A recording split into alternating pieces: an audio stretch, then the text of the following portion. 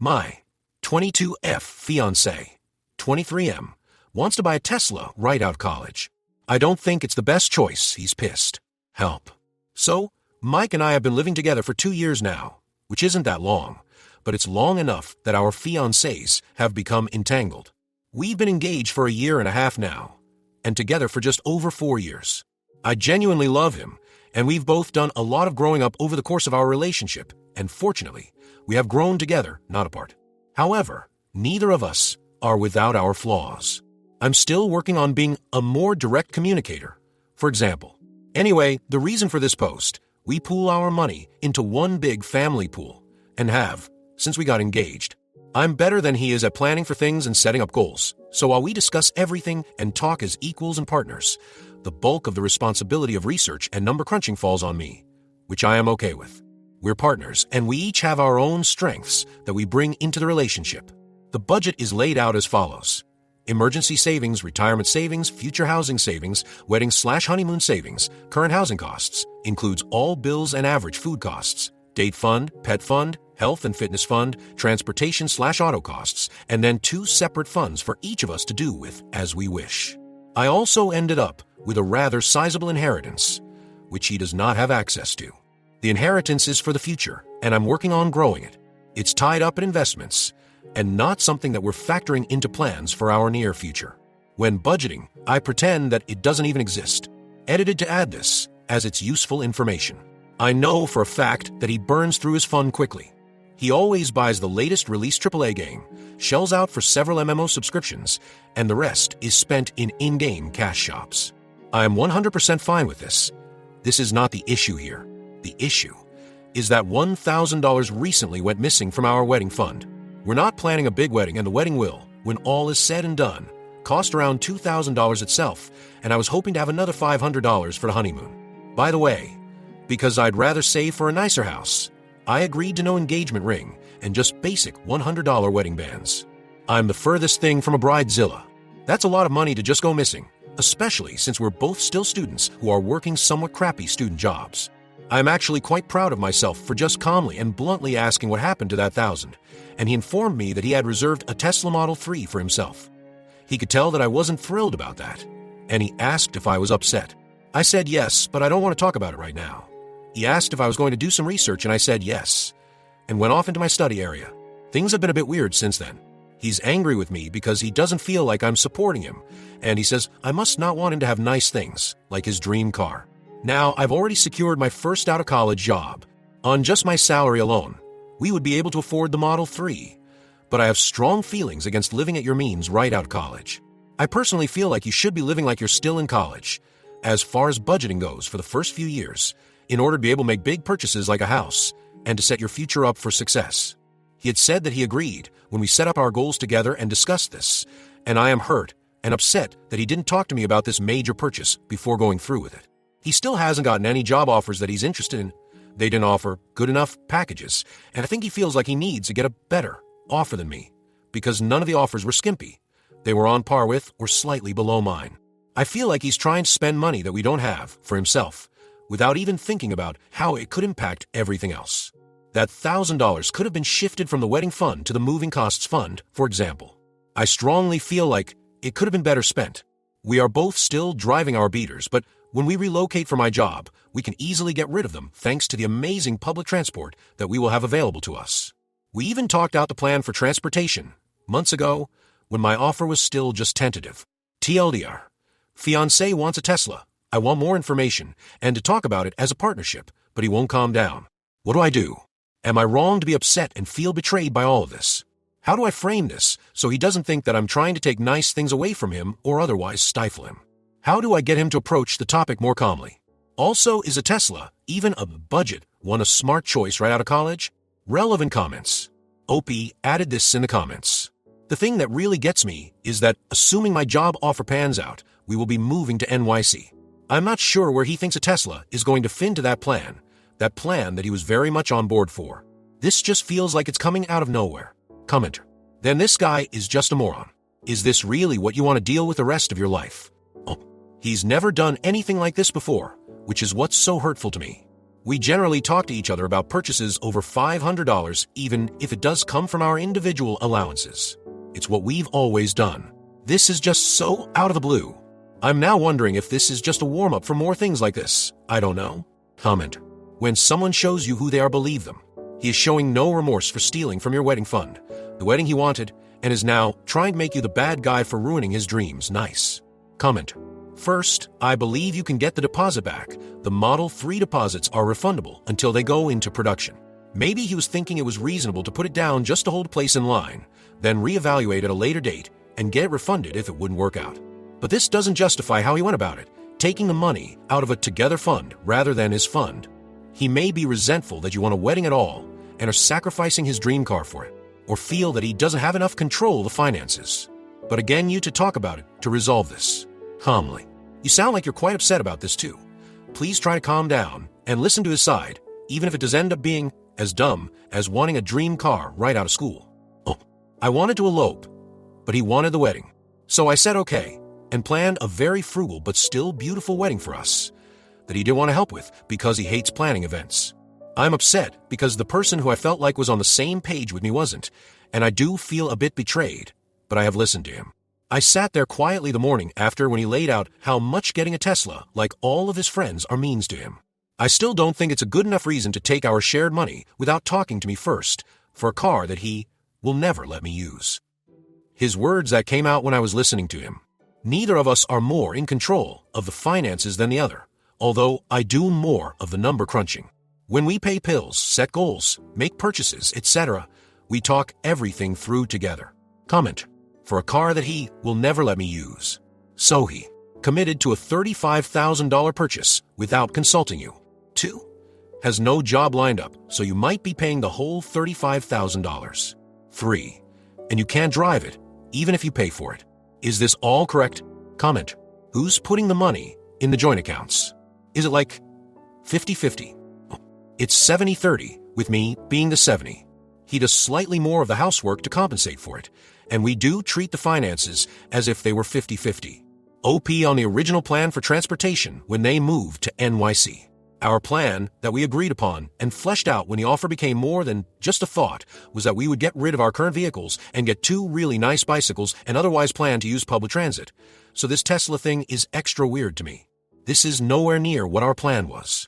OP when told she can't change him by arguing with him. I honestly haven't nagged or argued with him about it. I've informed him that I am upset, but that I'm not ready to talk about it yet, because I need more information before going into that conversation.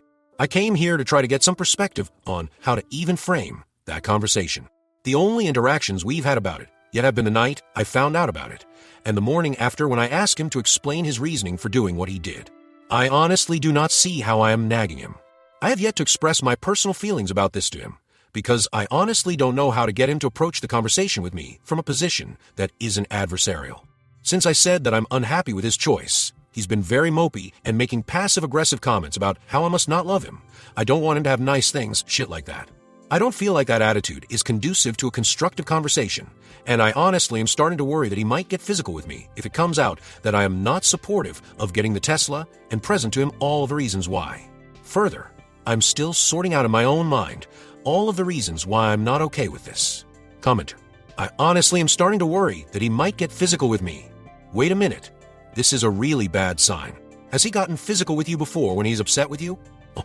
The only time he's ever been aggressive with me physically was when we were in the middle of sex early on, and he tried to initiate anal, and I told him no, because it makes me uncomfortable and has never felt good to me. I've tried. He did lash out physically then and didn't want to resume other activities that night. I chalked that one up to some disappointment at being denied something he enjoys, and it's never happened again.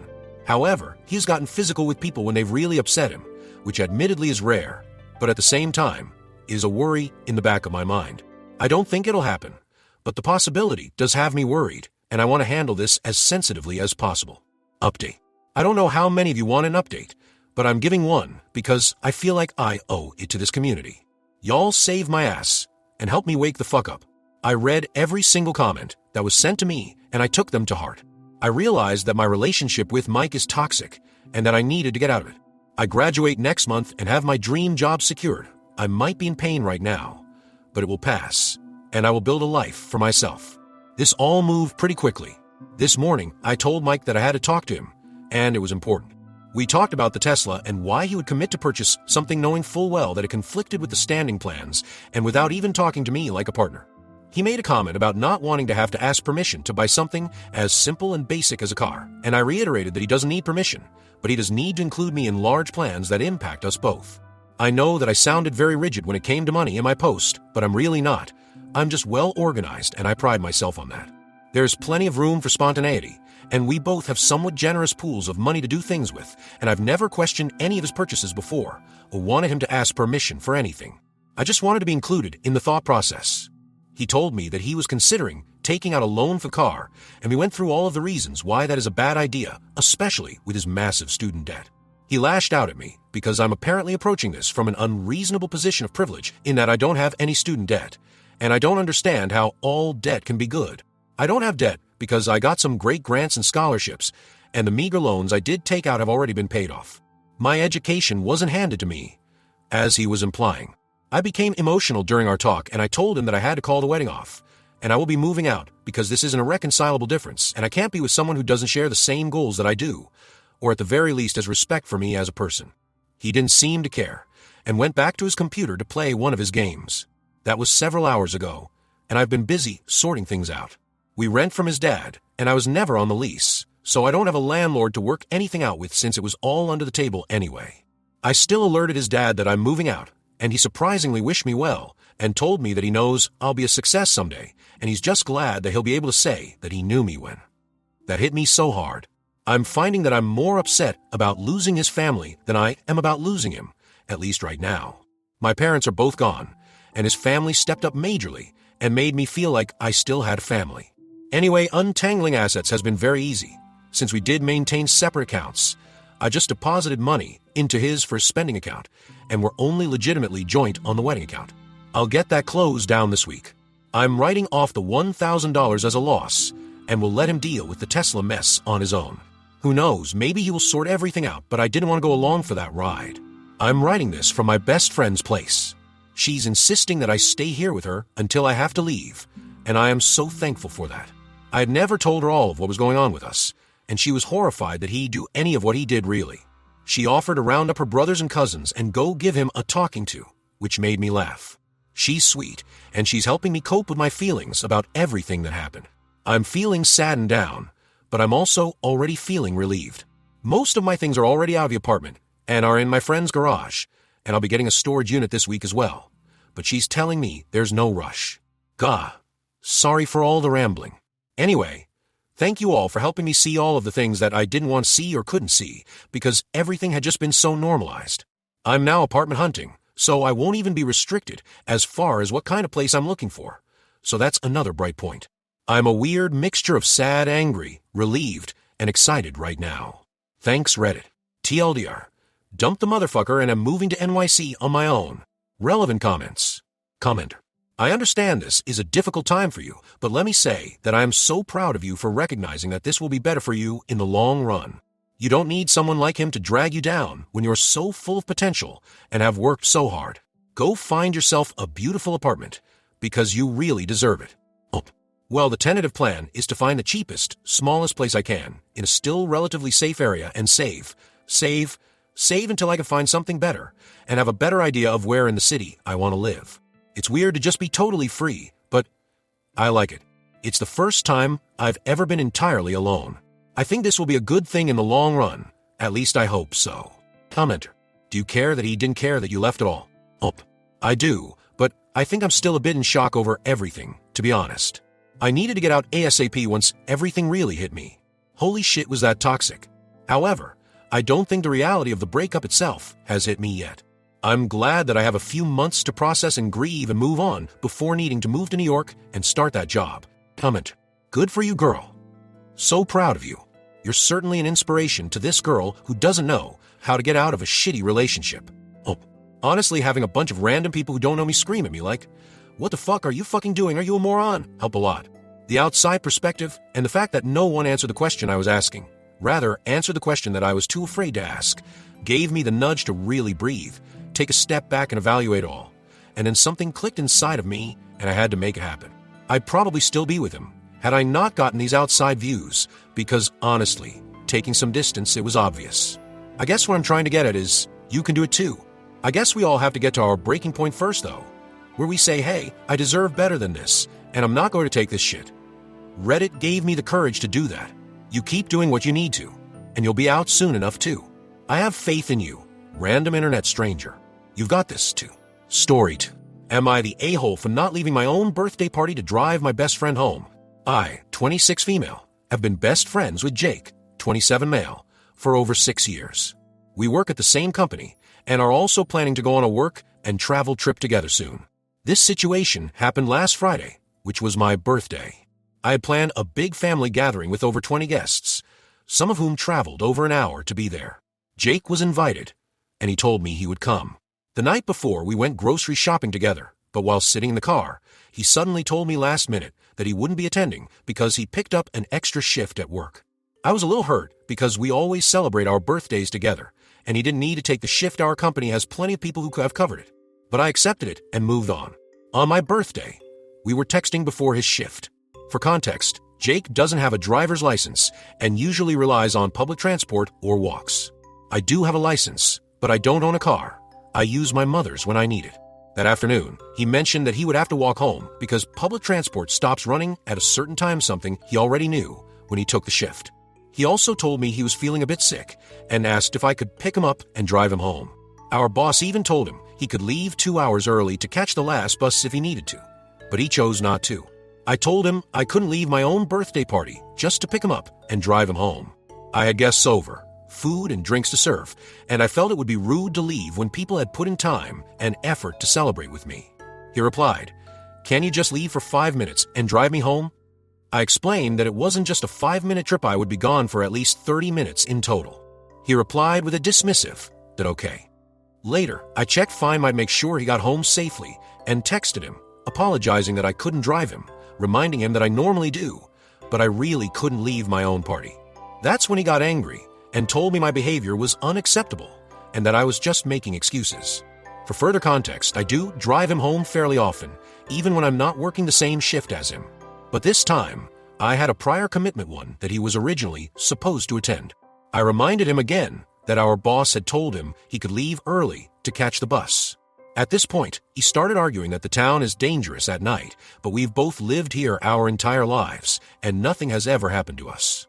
I used to walk at night all the time before I had a license, and another friend of ours, who's also a coworker, regularly walks home late at night without issue. I try to understand if something else was going on and ask him if maybe he was upset about something deeper and just projecting it onto this situation. I might have worded it poorly, but instead of talking, he just exploded at me. I apologized if I said it the wrong way, but at that point, he wasn't listening to me at all. Meanwhile, he wasn't trying to understand my side either. I told him it was my responsibility to be at my own birthday party and that my guests had made an effort to celebrate with me. I couldn't just disappear for half an hour.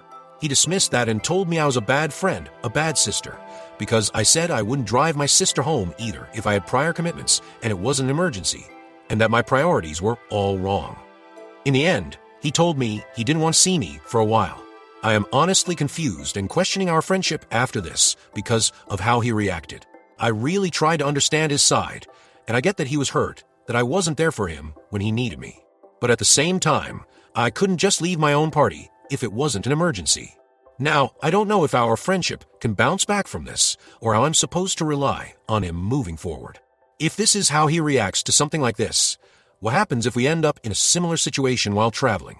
Is he just going to leave me behind if I don't do what he wants? For the context, him feeling sick was related to a sore throat, so nothing that would be classified as an emergency. Fake names for privacy. So, AITEA for refusing to leave my own birthday party to drive him home. Relevant comments. Commenter 1. I think if you really look back at your dynamic and who does what for who, you will find a huge imbalance with you doing more. Also, the fact that he did not want to go to a party celebrating you and not him, and he wanted you to leave the party, is indicating he just wants to use you. Opie. Yeah, there is a bit of an imbalance in the dynamic, but I thought it might be because of our different circumstances. His family isn't as well off as mine. Also, acts of service is my love language, so I tend to do a lot for people I hold dear. I always thought of us as those typical picture-perfect TV show besties, but his behavior regarding this incident shattered that picture for me. Commenter 2. Even more. It sounds like he didn't like you being the center of attention. Is he usually the one that people focus on with you as the sidekick? OP. To be honest, I don't know. I never really paid attention to who was the center of attention in situations where we are in groups.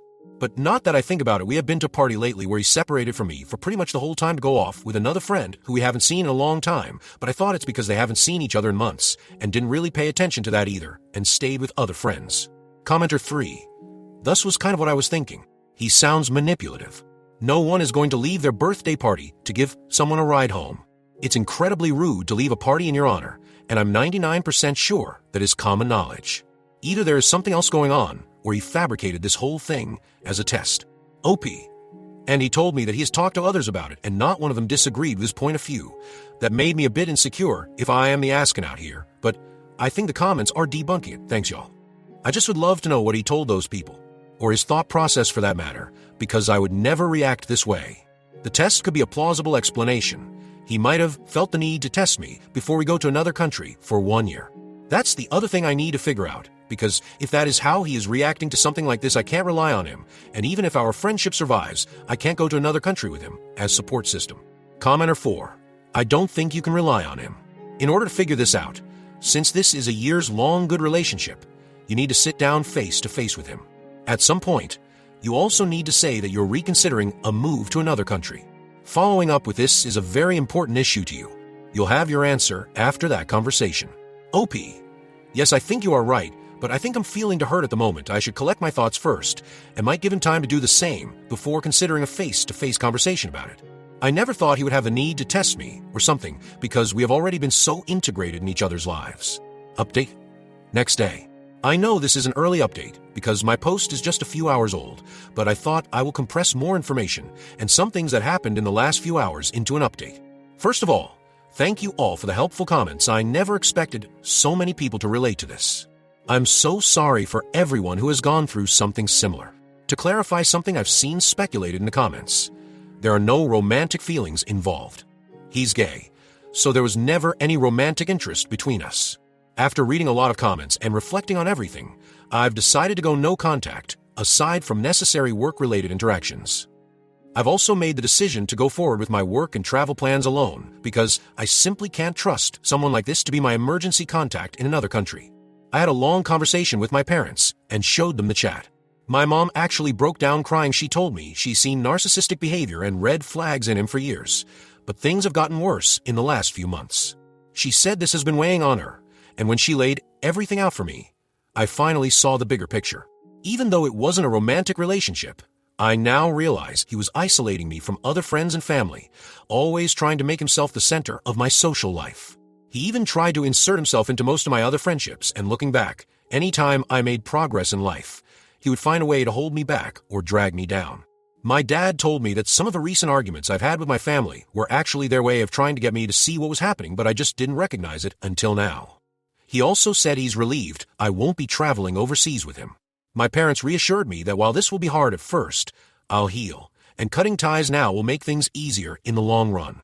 They also pointed out things I had overlooked, like how he tagged along on family holidays without paying, but was never particularly grateful to my family for inviting him.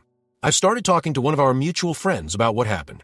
She's currently busy with the Super Bowl, but once she's back, I'll tell her everything as objectively as possible.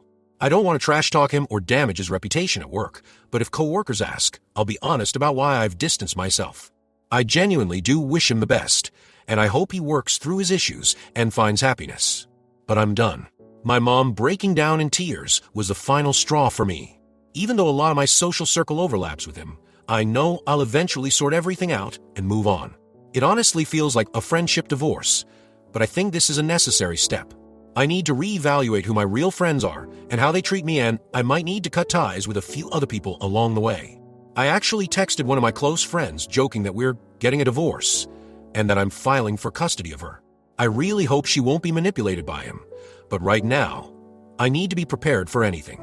This won't be easy, but I'll cut my losses and move forward hopefully toward a better future, with better friends, ones I can truly trust, and who put just as much effort into our friendship as I do. Relevant comments. Commenter 1. You made the right decision. I know it isn't an easy one, but you need to surround yourself with people that lift you up, not hold you back.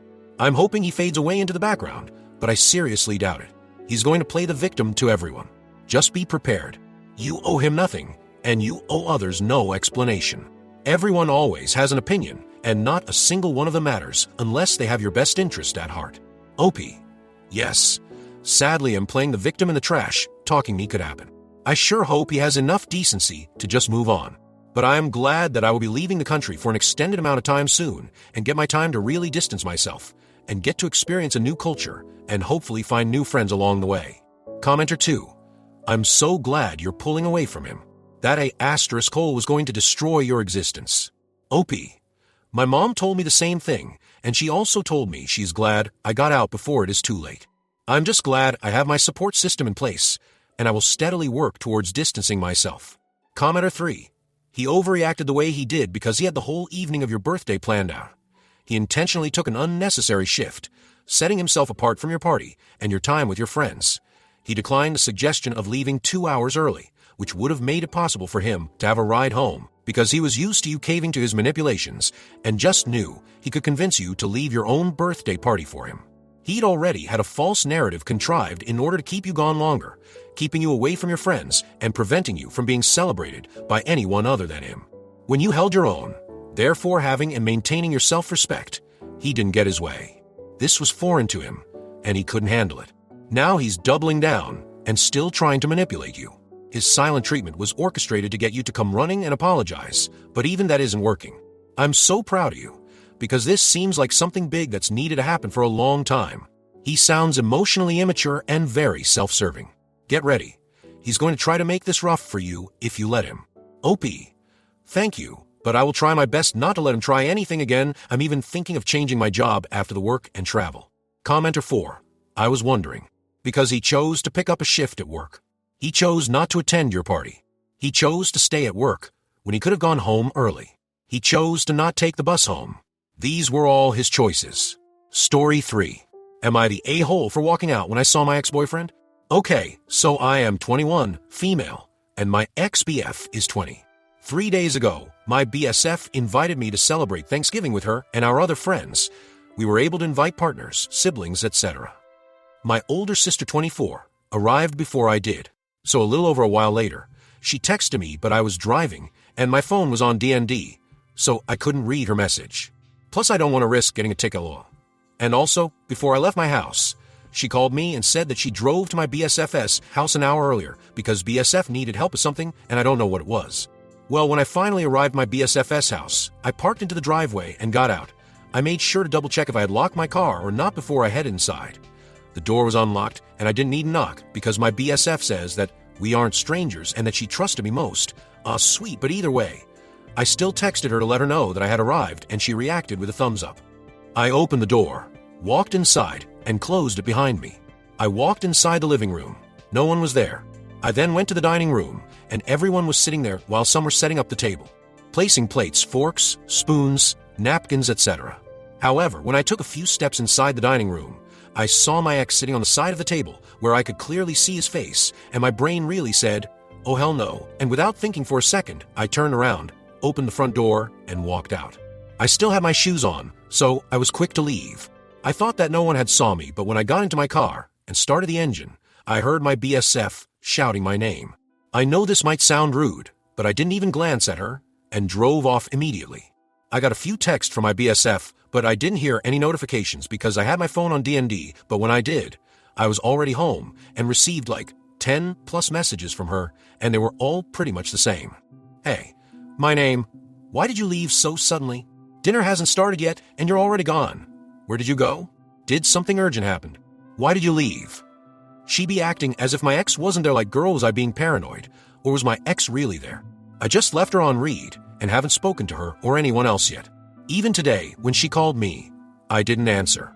Thing is, my sister. I forgot about her, and I haven't heard from her yet.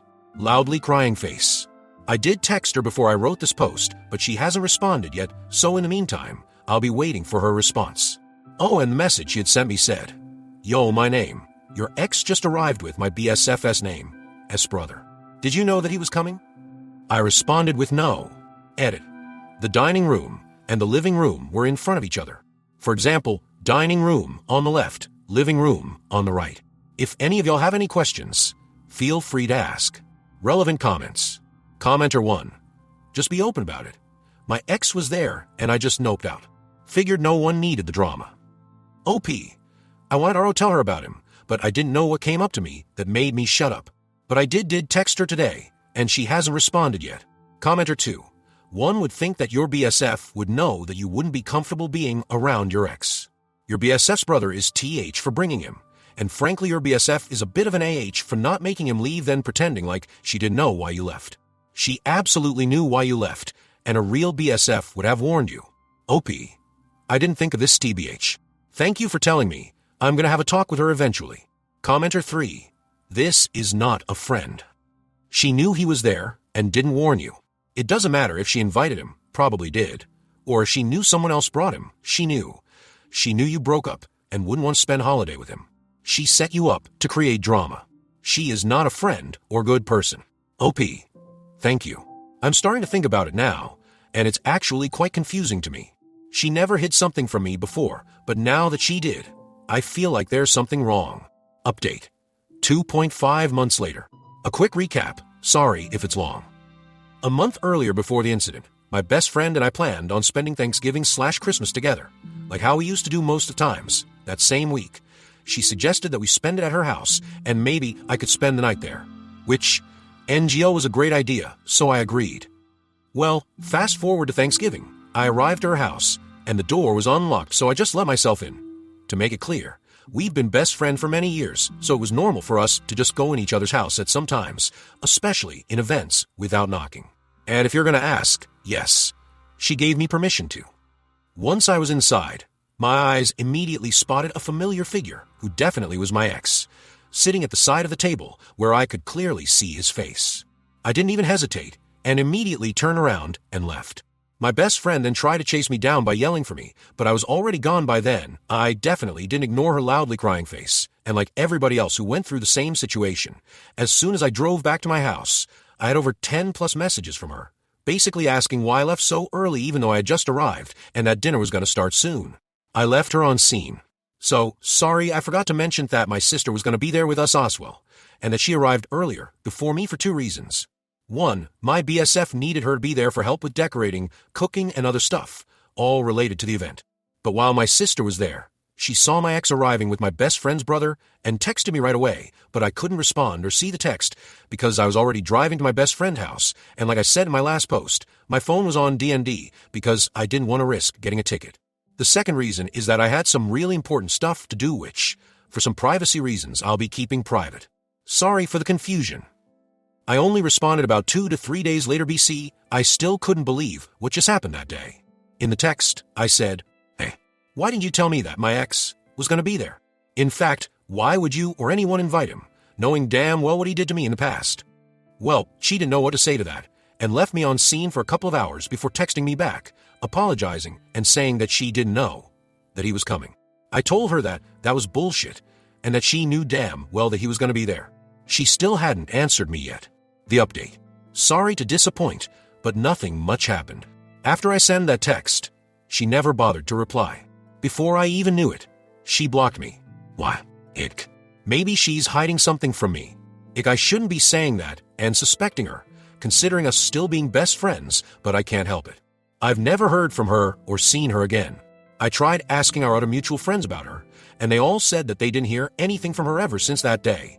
Yes, I told them what happened and how it ended. Some girls even said that she had blocked them the same day she blocked me. Now, the only one who, possibly, knows where she's at and or why she isn't responding to anyone is her brother. But I don't feel comfortable texting him, and I don't think that I have the courage to. So, yeah, that's pretty much it. It's been nearly 2 months, and I'm still blocked. I'll post again if something happens, but for now, I'll just continue enjoying life with my boyfriend. If anyone has any questions to ask, please do. I don't bite. I like reading y'all's opinions, especially the ones who offer advice. Thanks for reading 3. Edit. Some comments said that if I needed/wanted closure or anything, I have to text her brother, which I kinda have the courage to. I have him added on IG, but he rarely uses it, so if I'm willing to message him, it'll take a while for him to message me back. I'll try to make an update about this whole situation as soon as possible. Eater 2. Hey again, y'all. I just wanted to tell y'all that I won't be able to respond to some comments since there are like a lot of them, 300 plus. I'm going to try to read as many of your comments as possible, but please forgive me if I didn't respond. Thank you all for your support and kind words. I really appreciate it. And to those PPL who went through SMTH similar like this, sending much love and hugs to every one of you. Whiteheart. I'll see when I will be able to update. Lie all. Relevant comments. Commenter 1. Either your ex is now dating your ex, best friend, or this was some stupid attempt to get you back together with him. Sounds like your sister stayed. May want to ask her how things looked between the ex and best friend. OP. Damn, that first line sounds harsh. I've never experienced such thing, and I don't ever want to. But I'll take your word for it. My sister said that he just stayed there chatting with the others, but nothing more. Commenter 2. That's fucked up really. To me, it seems like she wasn't really your best friend if she could block you so easily. Maybe she was hiding something or just didn't care enough to make things right. Either way, you're better off without her. OP. I agree. That's not how a best friend treats their other best friend. Thanks. 3. Commenter 3. She didn't know he was coming? To her house. Yeah, I definitely call BS. I think she was dating him or wanting to date him. She isn't a best friend or even a friend. You're better off without her. Op. Exactly. Like how wouldn't she know? MHM. A lot of people said that. I'll try to find out the truth as fast as possible so I could share it here. Does OP's sister talk with her ex-BSF? OP. No, my sister and ex-BSF don't even like each other for some reason. Asterisk asterisk.